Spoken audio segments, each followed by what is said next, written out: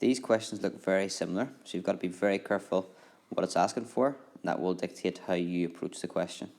So in question 2, we have to find the y coordinates of the points on the line y equals minus x, which have x coordinates of, and then in part A, 4. So this here is an x value.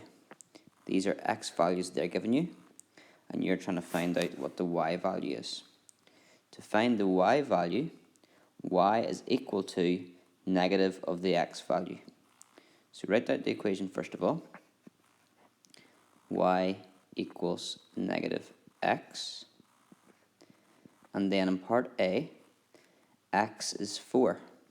So instead of writing x, we can change the x to be a 4.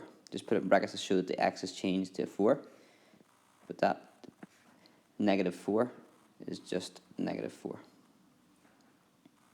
In part B, still the same equation.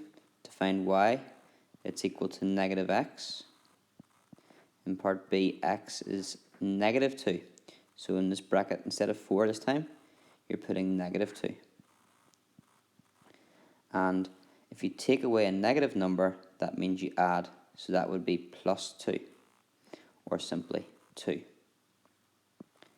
Number 3, although it looks similar, it's a difference because you're not asked to find the y coordinate, you're asked to find the x coordinates of the points in the line y equals minus x, which have y coordinates of.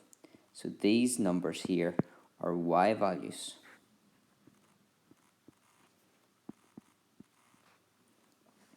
So we still use the same equation. Y is equal to minus x. But this time the question tells us that the y value is 7. So instead of having y, we substitute in 7. And that will help us find out x. If negative x or minus x is equal to 7, there are a few ways you can work out x. You can just do it by inspection, or a longer way, but it might actually make sense to you, would be to add x to both sides to get x plus 7 equals 0. And then if you take 7 off both sides, x equals negative 7. Now once I've done that, you might actually see that from here, 7 is equal to negative x. What number, if you do the negative of it, gives you 7? Well, negative 7 gives you 7, if that makes any sense. So either approach, you can try and solve it like an equation to get x equals, or you can just look at it and think, what would the answer be? Let's do one more.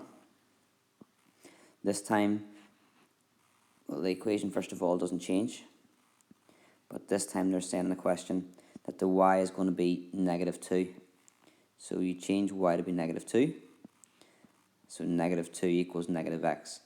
Maybe inspection's a bit easier here. You can see if the left has to be exactly the same as the right, then that x would have to be 2.